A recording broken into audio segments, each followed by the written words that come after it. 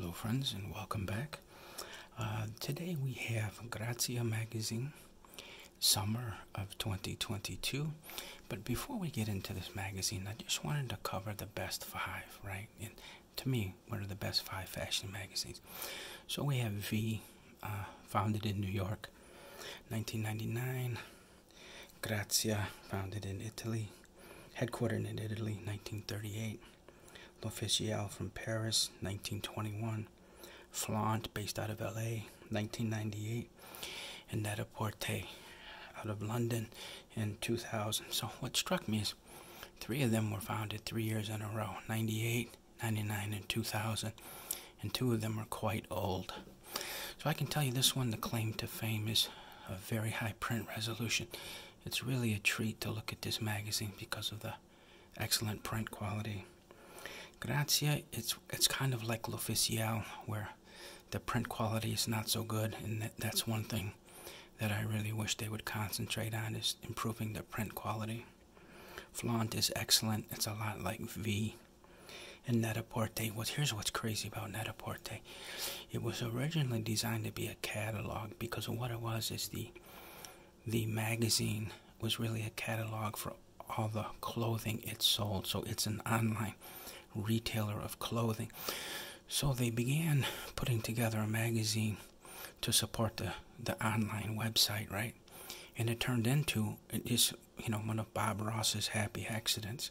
It turned into an awesome fashion magazine, completely by a fluke. It was never intended to be a fashion magazine, as I've said.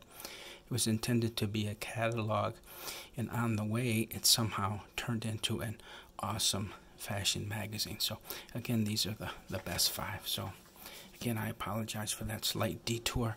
Let's get started with GRAZIA. So on the cover is Victoria Beckham. Okay, so here we have Dior, and we have a variation on a theme. It's a little reminiscent of a Burberry pattern, but instead of a tan, it's a yellow. So it's a yellow, black, and white.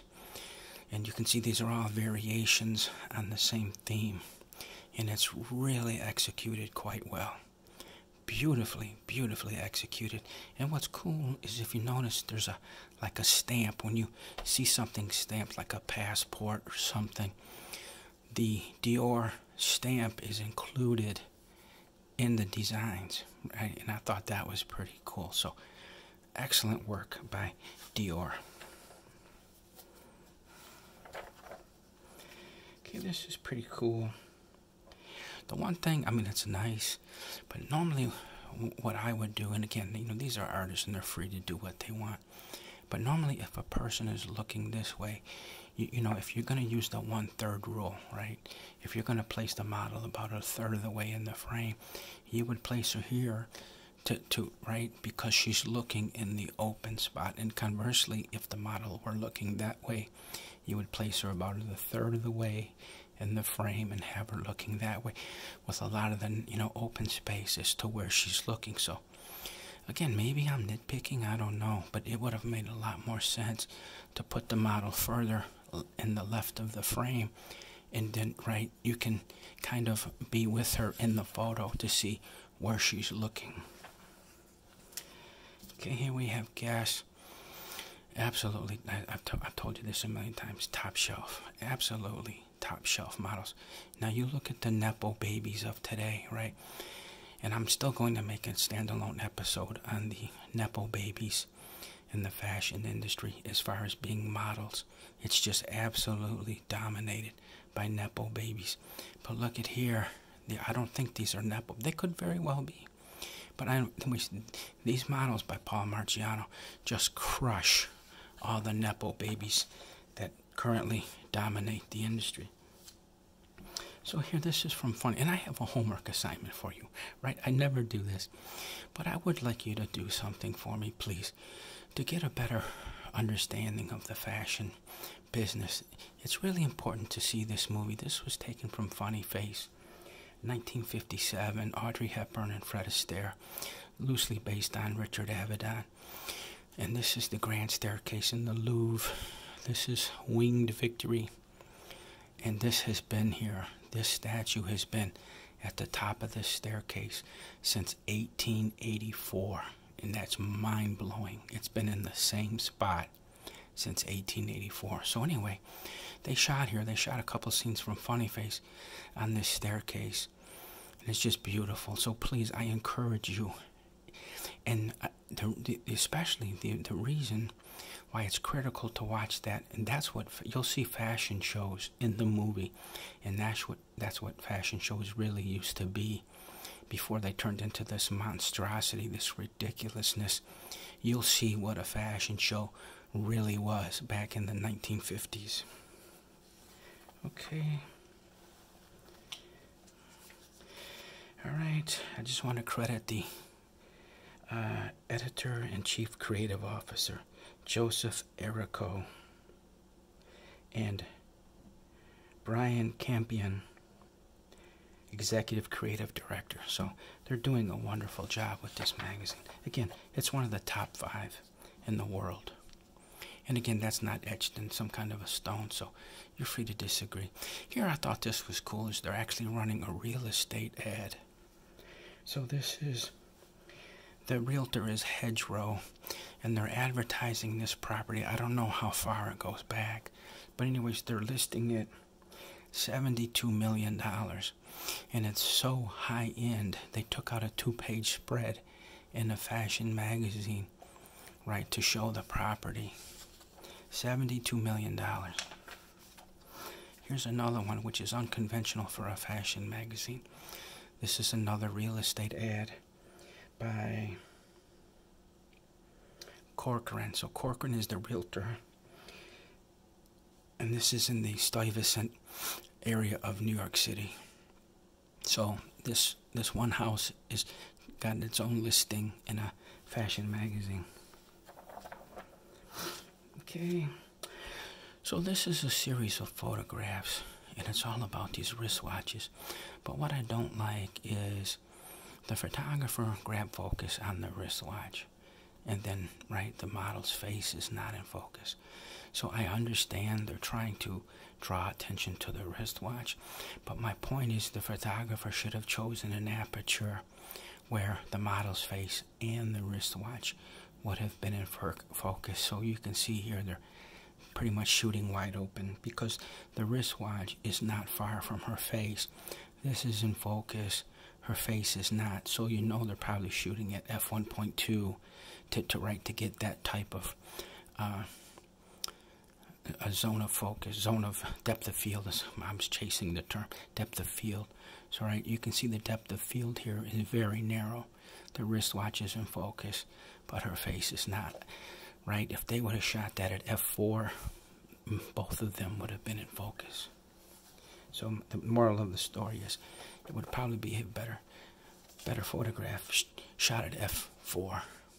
Okay, this is a series of images on high heels or heels, and they're taken with, it looks to me like a modified speed light. So you'll see some of the shadows in here are not real harsh. Now a straight speed light without a modifier would be extremely harsh. And they make these little soft boxes. I'm sure you've seen them. It's a little tiny miniature soft box that slips on the front of a speed light, and it diffuses light just enough to take the real extreme harshness. It's still a harsh photo, but not as harsh as a bare speed light. So I think that's what's being used here. It's one of those little tiny soft boxes that go on a speed light. So this is nice. It's good. And I think this is better than if they would have used a big studio strobe and a big soft box, right? Because that lighting would have been too soft, right? I think this is actually the harsher light is working better here. And this is what I was talking about. This is a kind of a soft-ish shadow for a speed light. Now, if this would have been a speed light, this line would be very harsh and defined, very clearly defined if it's a speed light. But it's a little hazy, just slightly, which leads me to believe it's a speed light with one of those little tiny soft boxes on it. But the photos just work. Really, really well done.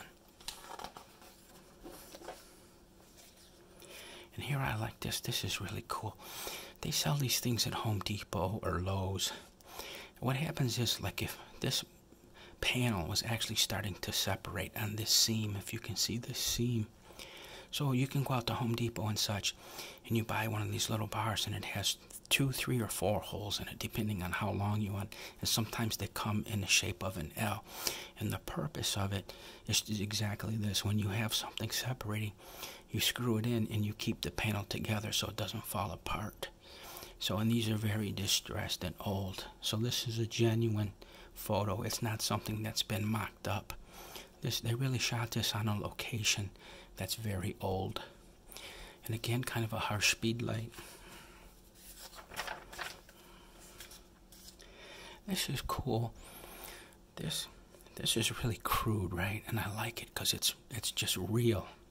This is a pipe just sticking out of a wall. It's not even close to being a modern fixture, right? You have this old-fashioned sink coming out of the wall that you would have seen in probably the 1950s and before vanity cabinets, before all this really, right, these modern fixtures. This is what was typical from the 1950s and before. But this pipe is something you would have seen possibly like in a New York tenement going back to the early 1900s, 1920s, 1930s. So wherever they shot this, it's awesome because it's so frickin' real and genuine, you know. You just don't see that anymore. A pipe just sticking out of a wall. Okay, these were okay. The reason I wanted to show you these is just the color, how much color there was in these photos. Really colorful.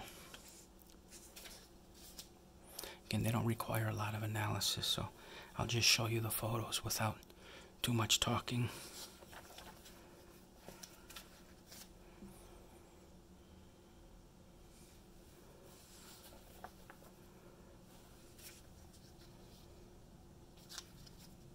Okay, this I had a 17-hour layover.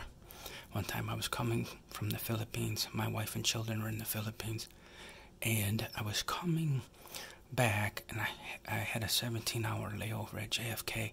So I thought, you know what, I'm going to maximize this, and I'm going to go on to Manhattan. And it was June 13th of 2014, the exact date. And I came here and stood right in this spot. There are 2 windows at Tiffany's, right? And I stood in each one to try to, you know, just get that feeling of Audrey standing there during breakfast at Tiffany's. So I could, you know, I had a really good vibe. It was I could almost like truly feel her presence just by standing in this window. I mean, it was powerful because Breakfast at Tiffany's is one of my favorite movies. So anybody who loves that movie, you have to make the pilgrimage to stand in front of this window, right? It's one of the things you have to do. And so my point is, so this is an exhibition that was put on showing a lot of Tiffany type materials, and I want you to see this. This is so cool. This was an ad June 25th of 1896, and these are Tiffany rings, and they start at $40 and they go up as high as $325. So this was the range, 40, and they get increasingly more expensive up to the top end, $325. Again, June 25th, 1896. But look at this here. Look at the beauty of this thing. Wow. This is a script. Again, these are all part of an exhibition. This is Audrey Hepburn's script from Breakfast at Tiffany's, and she's made some notes in the script. I think she kind of wanted to modify the verbiage a little bit. She wasn't comfortable with some of the verbiage, and she wanted to make some changes and run that by the director to see, you know, get his feelings on it. Here's some more. This is another script. This is a 10. This is some type of little container from 1878, right? And this was in the exhibition. Okay, that ends the part of Tiffany. Okay, this is cool. This image here, you can see the rim. Okay, what makes this photo work is the rim light, okay? It's coming down. right? And down her shoulder, and down her upper arm. And that's what really makes the whole photo, is this rim. So beautifully shot, really well done. Okay, this is Victoria Beckham. I like this shot. I mean, it works, especially this curvature, right? The curvature of her hip, right? She's really trying to do like an Angelina Jolie that year at the Oscars, I believe, showing off her figure here. But my point is if they would have left the shutter open. Okay, so here's what's happening. The strobe is firing, right? And let's say they're at 1/250 on the shutter, right? Like a maximum sync speed for flash might be 1/250. Okay, I got it. So the strobe is firing, and they're capturing this at 1/, but it creates this cave effect where it looks like you're standing at the mouth of a cave and you can't see any further in. Now, if they would have slowed the shutter down to like 1/30th of a second, and the photographer tells her to be really still, don't move, what happens is it's the same. The exposure on her stays the same. It doesn't change because the strobe is what captures this. Changing the shutter changes this, not her. Opening the shutter would have allowed more light, and you could have seen what's in this background. So that's what happens in strobe photography. If you slow the shutter, you see what's occurring in the background. So maybe it was kind of dirty and nasty. Maybe there was a dumpster there or something that they didn't want in the photo, and maybe that's why they went with this. But again, slowing the shutter way down, you can see, and the slower the shutter, the further back you can see, because it's allowing more light into the photo. Okay, this is some more Victoria Beckham. This is kind of cool. She has like a little signet ring with her initials in it. And it would be so cool if she would actually, when she were to mail an envelope and put hot wax on it, right? Like in the olden days, and you put your ring in the hot wax to show the recipient that it's really you who, right? That's what a signet ring was originally for, that it's really coming from you as the sender. And I just thought of that, the original purpose of a signet ring.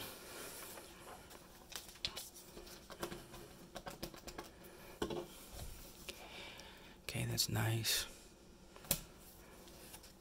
I think I'm going to have to cut it here at 30 because there's just too many photos in this magazine, so it's going to have to be a two-parter. Nice, beautifully shot. Beautifully shot. Wonderful photo. Here we have some backlight, right? Again, it's producing a rim around her neck, on her forearm, right? And this is coming from a different strobe. Of course, this light coming from behind couldn't produce this light. This would be in shadow. So you have another light source out of frame, scraping her arm here, probably with a very tight 10-degree grid. So they probably got a strobe back here, pointed at her forearm, very focused light, scraping her arm. And it's just awesome. That is a wonderfully set up shot, beautifully photographed. Let me try to give the photographer some credit here. Who shot this? Let's see. Boo. This is cool. Boo George. B-O-O. George, like a play on Boy George, but it's Boo George. It's good. Okay, this was the cover, right? Variation on a theme. That green paper. Okay, so we see the green paper started back as early as last year, summer. So this is kind of like a teal. It's not really a true green. It's more of a greenish blue, right? Which is kind of a teal. But my point is these greens and beiges really started getting popular last year. I thought this was cool here because this is what it is. Just like West Point, you know, the U.S. Military Academy at West Point, the cadets and even the guards, like at Buckingham Palace, right? They have the bearskin hats with the chin strap. So this is definitely a military influence, right? With the bearskin and the chin strap, and it's just very well executed. Nice choice of paper, in perfect agreement with the hair and this chin strap. Okay, and again, I'm not going to offer too much analysis here because it doesn't require it. I'm just going to show you the photos.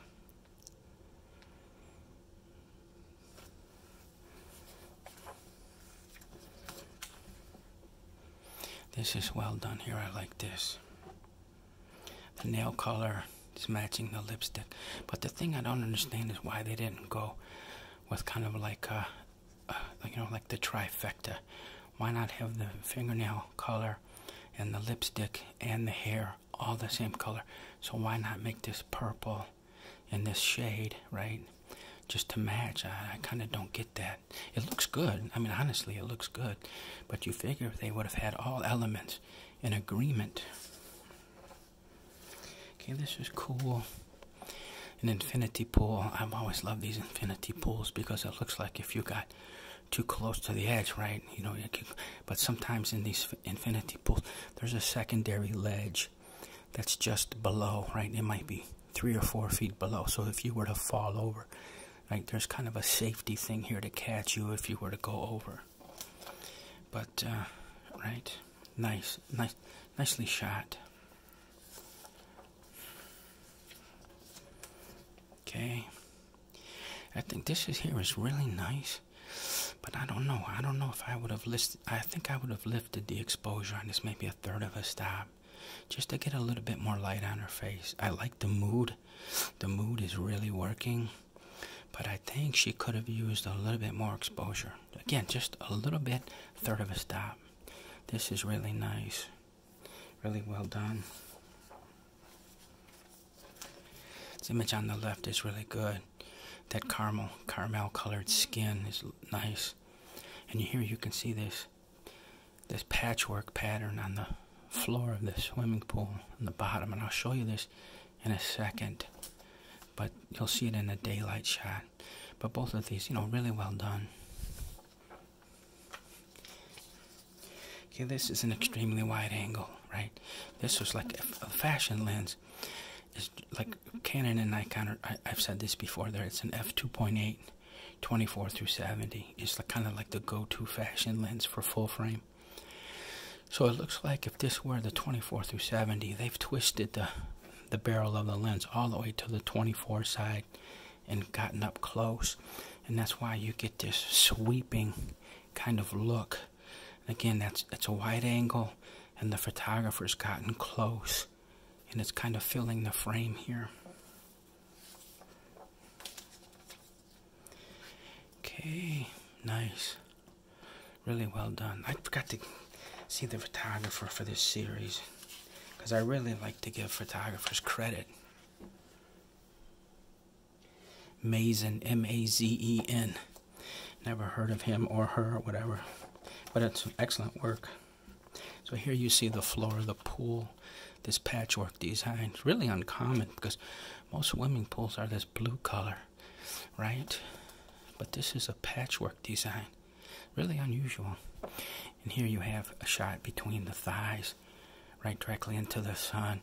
And what's so cool about this, it's creating a little rim, and you can see this little peach fuzz, this tiny little peach fuzz lining her legs, those little tiny micro hairs, right? And that is so cool.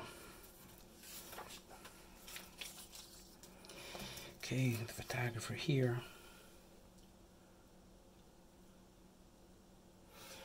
Federico de Angelis.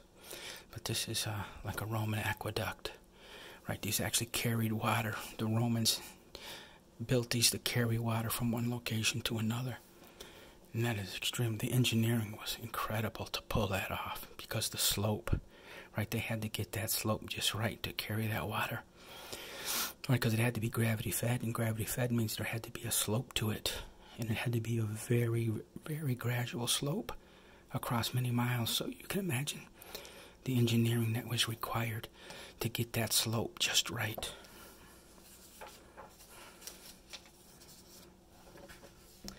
Okay, nice. Doesn't require a lot of analysis. This is a perfect exposure. This is just a little tiny bit overexposed, but it still works. And this one here is kind of really overexposed, you know. That's probably half stop overexposed. And again, this looks nice. It looks like it's properly exposed. Okay.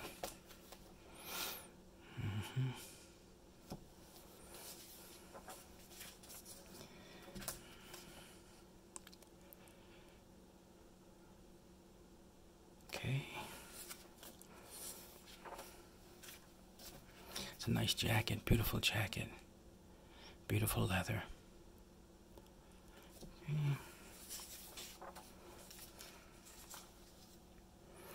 Okay. So here, this is kind of, it represents debauchery. I think, you know, you can interpret however you want. But this is not a, you know, I could go on this big political rant and I'm not going to. But what this series of photos you're going to see, it represents debauchery and the collapse of, and I really mean it, it represents the collapse of civilization. And some people embrace that. You know, there are people who are so progressive. They're progressive to the point where they want to just, you know, collapse civilization. And I mean that wholeheartedly. And that is the essence of this shoot, is a person or a group so progressive that they're hell-bent on destroying civilization, an imminent collapse of civilization. And you'll see in these upcoming images that that's what this represents. But one thing I wanted to draw your attention to is this model. She looks a lot like this actress. Her name was Pamela Tiffin, and she was in a movie with, it's called Harper, and it was with Steve McQueen, I believe, where he's an investigator. But Pamela Tiffin was awesome in that movie, one of the most beautiful women that has ever lived. And she's not very well known, but you'll see here in some of these images. So this is her again. Just, she has a tremendous look. Absolutely tremendous. And I don't know her name. She's not credited here in this shoot. So I don't know who she is. Here she is again. Really here channeling Pamela Tiffin. And this is a Polaroid. At first, this is not Instax wide, because Instax wide is wider than it is taller. But a Polaroid is almost truly square. So this is a Polaroid, but you can see here, right, she's really pulling off this Pamela Tiffin look. This is her again. And what's cool is Gucci for about 3 years, they were on a theme exactly like this. Really colorful, just bursting with color, really deeply saturated. And they stopped that about a year ago. So they probably ran that, I'm just ballparking it, from maybe 2018 to 2021. And it was exactly like this. Exactly, just bursting with color. And that was Gucci, right? Okay, you can see this here. I think this might be her. I think she has her back to the camera. And this here, you can see she's got a 110 film camera. It's called a Concorde. But she, you know, obviously this is 110 film. It looks cool. Nice photo. Okay, and again, we're getting back to this kind of debauchery, right? Because, you know, you can just imagine. Again, I can't go into too much detail here because I don't want to just turn this into some political rant. But again, the spirit, you can tell here, is debauchery to the point of the collapse of civilization. And again, it's being repeated.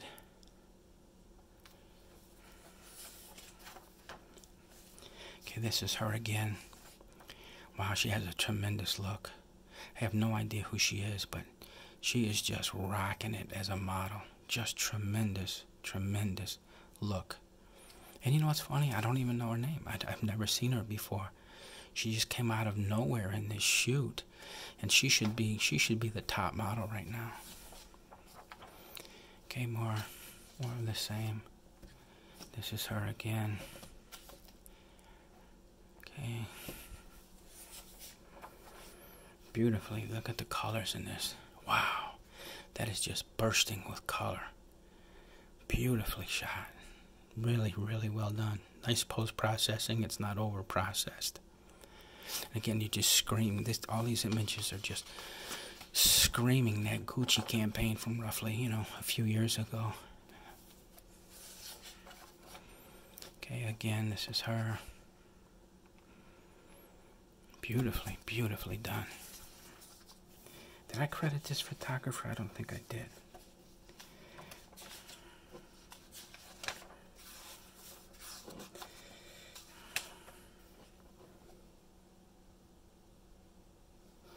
Ellen von Unworth.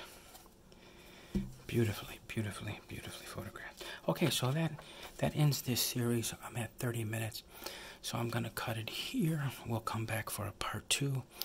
I want to thank you for your time. There are many ways you could spend your time, and you're here spending it looking at these videos, and I deeply, deeply appreciate that. Okay, thank you, and we'll see you in the next video.